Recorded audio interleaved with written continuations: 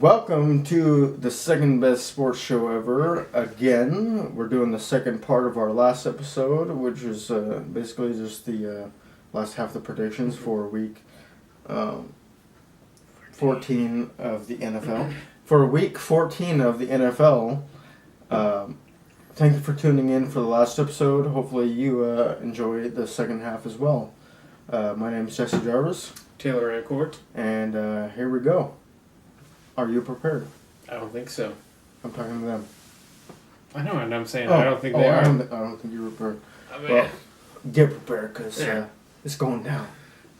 For real. The next game on our plate that we're going to serve up for dinner is the Atlanta Falcons at the Carolina Panthers, who are the only undefeated team in the NFL right now. Mm-hmm. Do you want 1, 2, 3 this? No. That's not a good game to do this. Okay. Wait, is it? I don't know. You tell me. Alright, let's 1, 2, 3 it. 1. Alright, let's 1, 2, 3 it. Pause. Alright, 1, 2, 3. Falcons!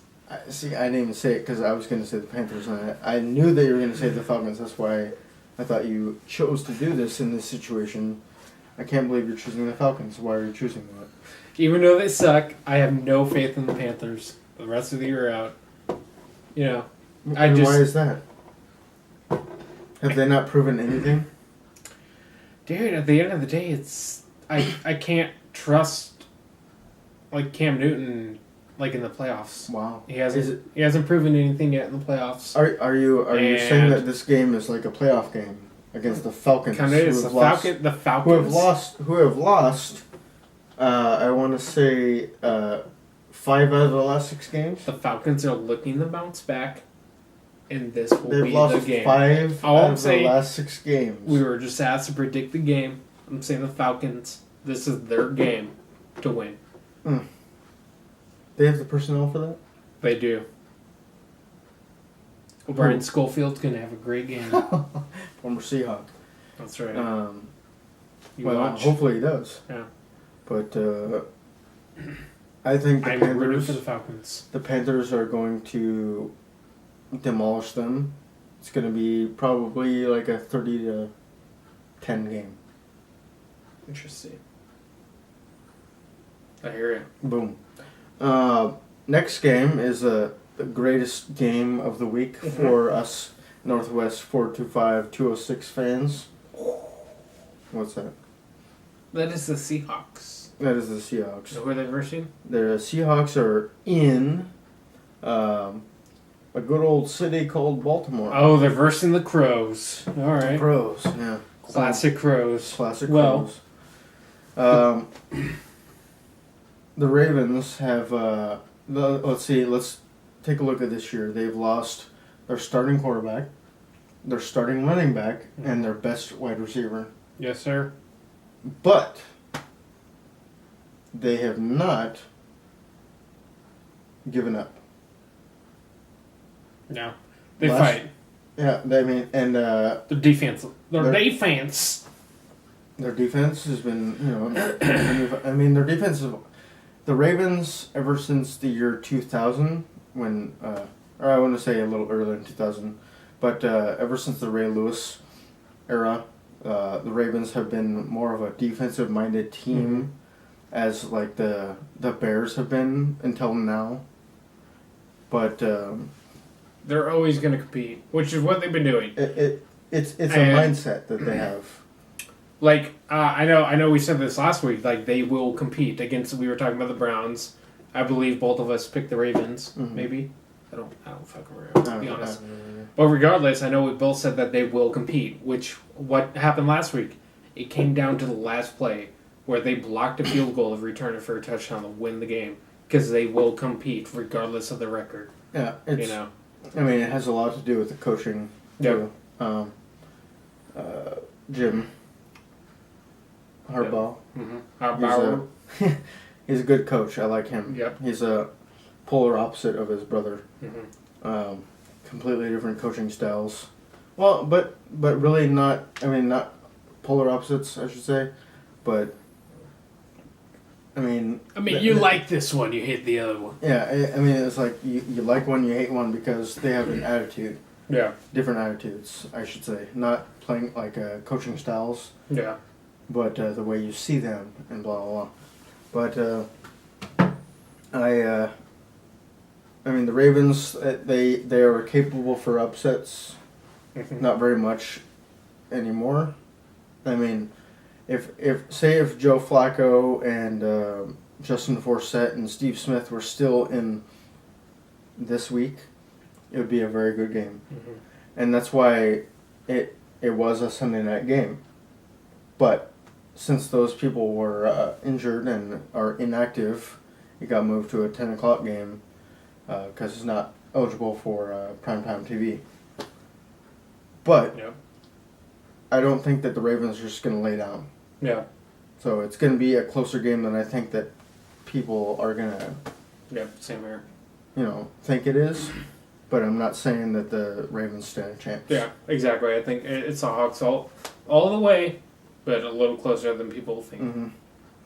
I would have say respect for the like Ravens. A 2-touchdown game by Yeah. the Seahawks. At least. For sure. I mean, they could easily get a field goal. Mm. Okay. Yeah. Anyway, next game is the Raiders against the Broncos. Broncos at home. That Brock Osweiler, it's been doing work. Mm-hmm. So I got to go with the Broncos, even though I've been rooting for the Raiders the entire year. But the Raiders have kind of fallen off in the last few weeks. That's for sure. Right. They had a hot start. I mean, and people were kind of thinking, hey, maybe this is a playoff team because, I mean, they were playing with so much fire. And they had Amari Cooper playing as a rookie as one of the top wide receivers in the NFL. He was a top 5 wide receiver in the league the second he fucking walked in, it seemed like. And then in the last few weeks, Amari Cooper has fallen off, and Murray, he's kind of fallen off. Yeah, he's kind of like Chris Ivory at this point. You don't know what you're going to get out of him. It's like a 50-50 game with him. And Derek Carr, Yeah, it's Derek Carr. It is Derek Carr. I always... David Carr, Derek Carr, I always get mixed up. Those Derek fucking D's.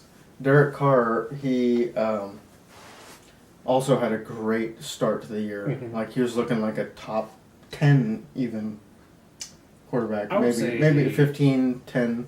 He's still top 10. Might be. Still? Mm. Well, I would have to disagree. But either way, he's not looking like that recently.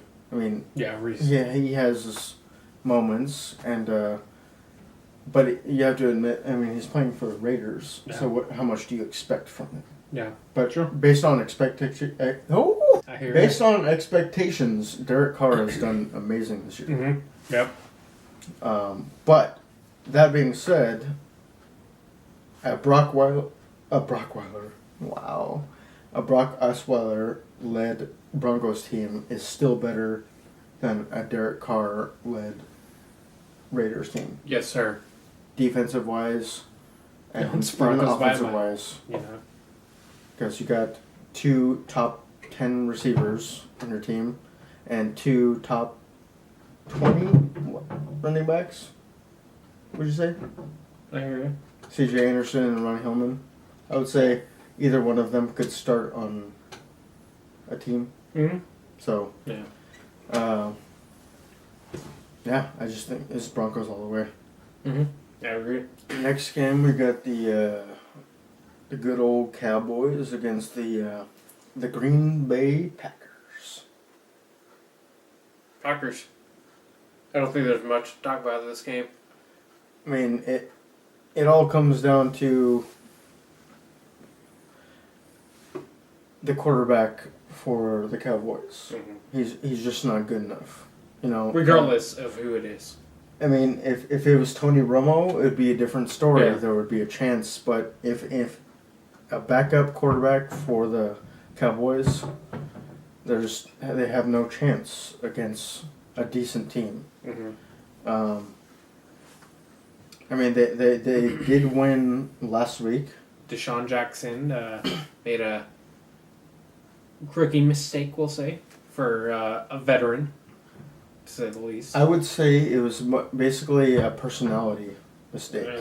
It was his personality was his downfall because he wants to make the big play no matter what. Yeah. It was a minute and 45 seconds left in the game.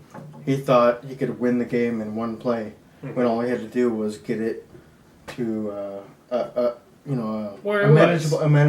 manageable yard line to where they could start a drive with maybe a minute and a half left, and it was a tie game. So the Cowboys probably should have lost that game. Yep, I think they deserve to. They didn't outplay the Washington Redskins. I think they just lost to them because of stupid mistakes. That being said, the Packers, they're not going to take this game lightly. They're not going to just lay down and say this is going to be an easy win. Yeah. I don't think. And they are at home, and they always play great at home. Especially Aaron Rodgers. Yeah, the pack all the way. Yeah. For sure. Next game is the Patriots against the Texans. This is a no-brainer. It's the Patriots. They are they can't lose 3 in a row. It is not possible under Belichick to lose 3 in a row. Yep. It can't. And if they do, then shit. I mean, I'm gonna freak out. Belichick is one of the greatest coaches of all time. He is a very good he's a game coach. Like, he can literally change the way a team plays based on each game. And he can. I don't know. He's just a great coach. So he will figure out a way for his team to win any game, but sometimes it doesn't work out. Unlucky for them, it hasn't worked out in the last couple weeks, but when you're going against a team like the Texans, it's going to be very easy to game plan against them because what do they have? Exactly. They have one wide receiver on offense that's a game changer. So, and aside from that, there's literally nothing. So, what do you think that Belichick is going to do? He's going to shut down Hopkins. Yeah. And offensively, they're just going to try to stay away from J.J. Watt. And if you combine those two, shutting down, and if you shut down Hopkins and stay away from J.J. Watt, there's literally no way that they should lose. Yeah, that's why I think White, the running back, is probably going to have a big day. Catch a pass it out of the backfield and shit. Exactly. Because J.J. Watt is going to get out for Tom Brady. Yeah. And, there's a little dump offs to whatever wide receiver screens or, running back screens, whatever. Yeah. It's just going to be a game full of that. Yeah. Patriots all the way. Yep. It's probably going to be by far 21-point game. Yeah, unless the Texans all of a sudden pull their head out of their asses like they did against Cincinnati. Exactly. I was just going to mention they did beat Cincinnati. But I don't see that happening, Cincinnati and New England, completely separate teams. Yeah. Nobody doubts anything about the Patriots being good, and the Bengals still have holes that they need to figure out, and blah, blah, blah. Anyway, Patriots win. Monday Night Football, got the Giants at the Dolphins. This game does have playoff implications for one team. Yes, sir. Quite possibly the Dolphins if all hell breaks loose in the AFC. Yeah. But the AFC is kind of a hard league to get a playoff spot as a wild card in this situation, because there's a lot better teams. The mediocre teams are, better than NFC mediocre. Yeah, teams. I would say. For sure. And there's no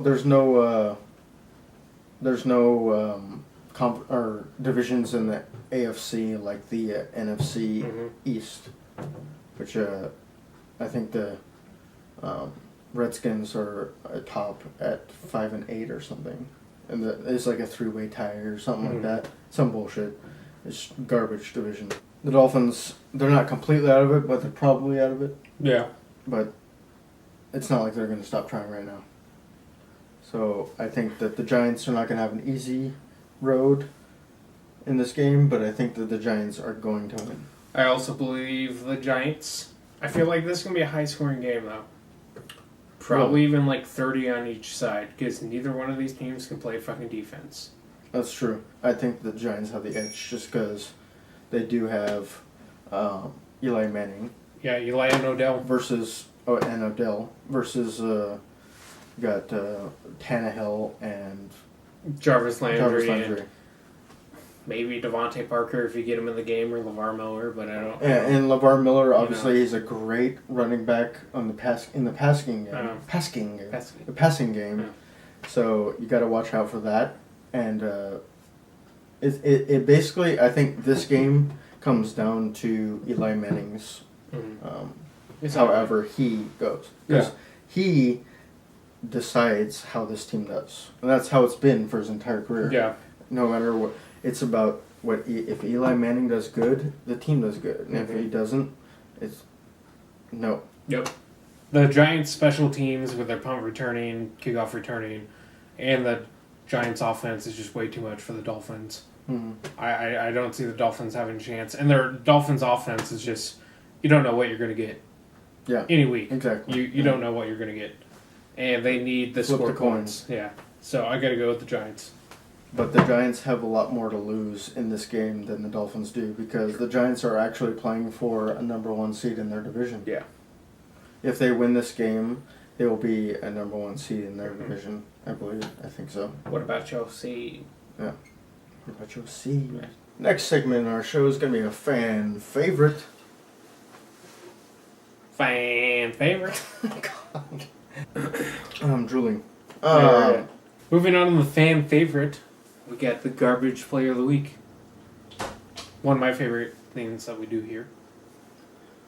Also with me. Yeah. I hear it. Yeah, we suck. Yeah. Damn. We're gonna do the garbage player of the week. Yes, sir. And would you like to start us off tonight with your garbage player of the week? My garbage player of the week is going to be here 2 weeks in a row. Pretty sure it was last week. Regardless, I know it's at least 2 times this year. Mr. Nicholas Foles. Sucks. Complete trash, yet again.